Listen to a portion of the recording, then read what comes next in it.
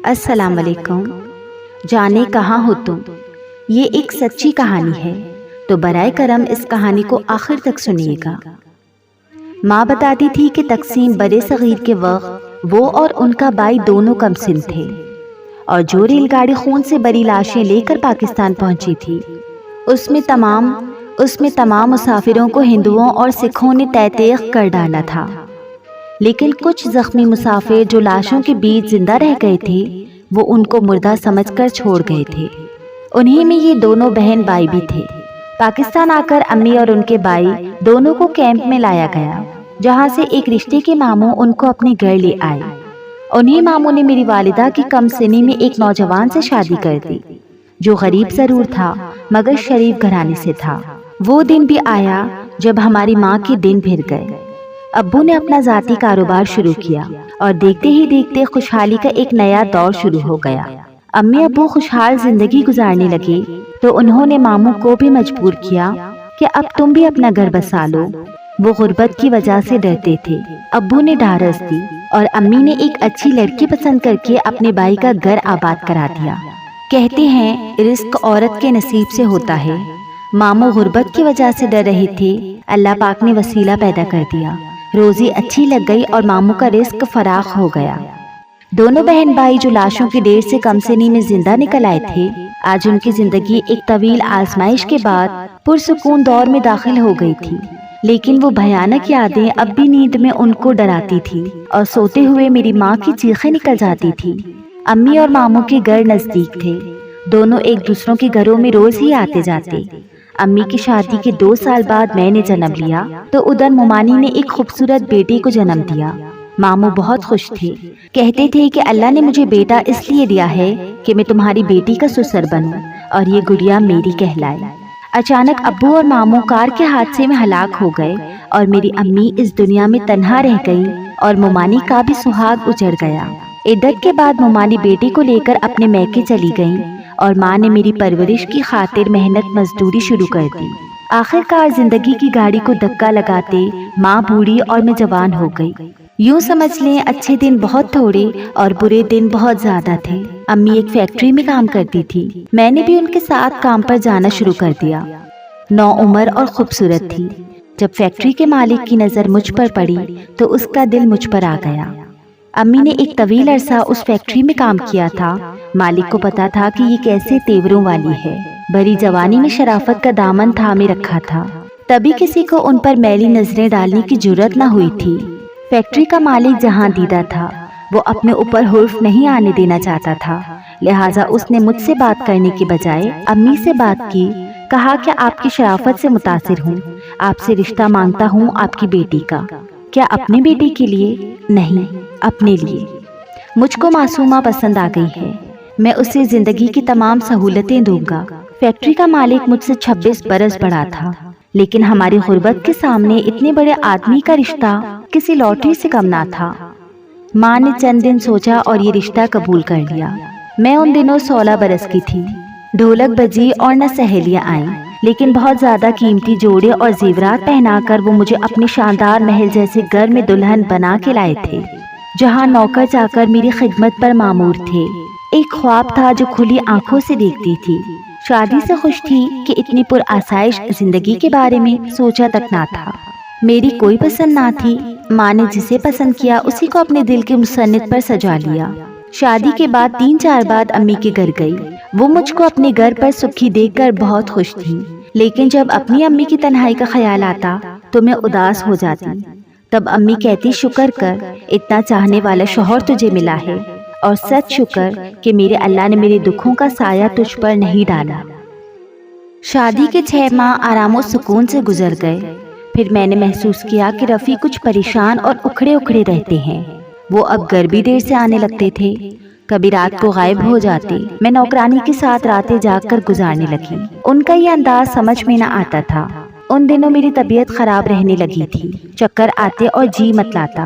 پڑوس میں lady doctor کا کلینک تھا، اس کو دکھایا تو اس نے کہا کہ مبارک ہو، تم ماں بننے والی ہو، اپنے شوہر کو یہ خوشخبری سنا دو۔ رفیع آئے تو ان کا موڈ اچھا نہ تھا، ان کا مجھ پر کافی روب تھا۔ ان سے ڈرتی تھی، لہٰذا کچھ نہ بتا سکی۔ سوچا موڈ اچھا ہوگا پھر بتا دوں گی۔ اچانک انہوں نے کہا کہ تم 15 دن کے لیے میکے چلی جاؤ، تمہاری ماں کی اداسی بھی دور ہو جائے گی۔ میں کسی کام سے لندن جا رہا ہوں۔ میں نے بیگ میں 2-4 جوڑے رکھے، زیور ساتھ نہ لیا کیونکہ امی کا گھر محفوظ نہ تھا۔ گلے میں چین اور انگوٹھی جو شادی کی تھی، بس یہی زیور پہن کر نکلی۔ انہوں نے مجھے گاڑی میں بٹھایا اور امی کے گھر چھوڑ کر چلے گئے۔ ماں اور میں بہت خوش تھی۔ 15 دن گزرنے کا تو پتہ ہی نہ چلا۔ 15 سے 20 دن گزر گئے، پھر 1 ماہ ہو گیا۔ وہ نہ آئے تو امی پریشان ہوئی۔ میں نے تسلی دی کہ ماں دوسرے ملک گئے ہیں، دیر سویر تو ہو جاتی ہے۔ امی نے کہا فیکٹری جا کر معلوم کرتی ہوں، خدا خیر کرے۔ میں نے روک دیا کہ نہیں، وہاں مت جائیے، وہ خفا ہوں گے۔ جب میری رفیع صاحب سے شادی ہو گئی، اس کے بعد انہوں نے امی کو فیکٹری جانے سے روک دیا تھا۔ 1 ماہ اور گزر گیا، رفیع کی طرف سے نہ کوئی رابطہ اور نہ خبر ملی، تو امی رک نہ سکی، وہ فیکٹری چلی گئیں۔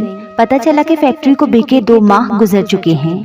چوکیدار نے البتہ ایک لفافہ دیا جس میں کچھ کاغذات تھے اور میرا طلاق نامہ بھی۔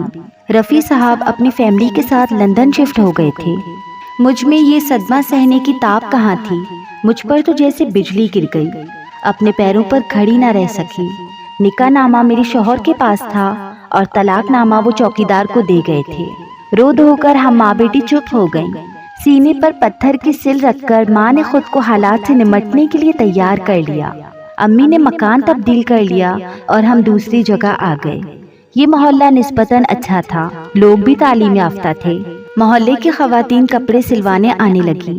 امی سے اچھی واقفیت ہو گئی۔ یہاں بھی میری خوبصورتی نے کام کیا۔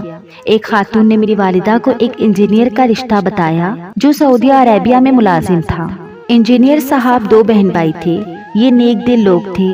بات پکی ہو گئی تو ماں نے رخصتی کے لیے کچھ وقت مانگا۔ رخصتی سال بعد ہونا تھی۔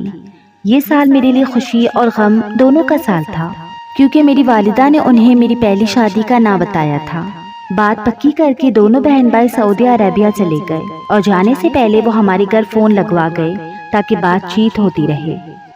خالہ شبو نامی امی کی سہیلی تھی، وہ امی کے ساتھ کام کرتی تھی۔ ان کو ہمارے تمام حالات کا علم تھا۔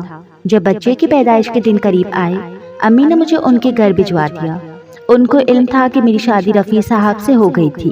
2.5 ماہ ہم شبو خالہ کے گھر رہے۔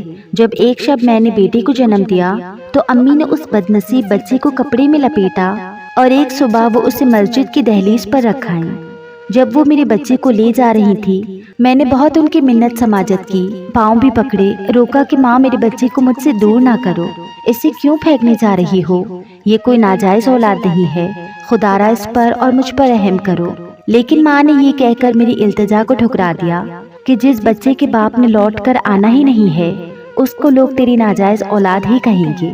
اگر رفیع لوٹ بھی آئے تو کیا خبر وہ اس بچے کو قبول کرے یا نہ کرے۔ ارشد اور اس کی بہن کو رشتہ دیتے وقت میں نے تم کو کنواری ظاہر کیا تھا۔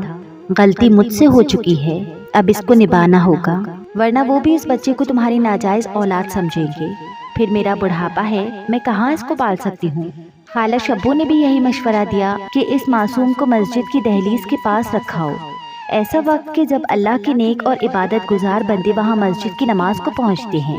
سو میں نے اس کو اللہ کے سپرد کیا کہ وہی اس کی حفاظت کرے گا۔ اماں نے بھی اس مسجد کی نشاندہی نہ کی اور میں ماں بن کر بھی خالی گود اور نامراد رہ گئی۔ 1 سال پلک جھپکتے گزر گیا۔ انجینئر صاحب اور ان کی بہن وعدے کے مطابق مجھ کو بہانے سعودی عربیہ سے لوٹ آئے۔ میرے خاوند فرشتہ صفت نکلے۔ انہوں نے میرے علاوہ امی جان کے ساتھ بھی حسن سلوک کی انتہا کر دی۔ سوچ بھی نہ سکتی تھی کہ اتنے بڑے دکھ کے بعد اس قدر سوگ قدرت کی طرف سے مجھے مل جائے گا۔ ہمارے ہمراہ والدہ نے کئی حج اور عمرے کیے۔ یہ سعادت بھی نصیب والوں کو ملتی ہے۔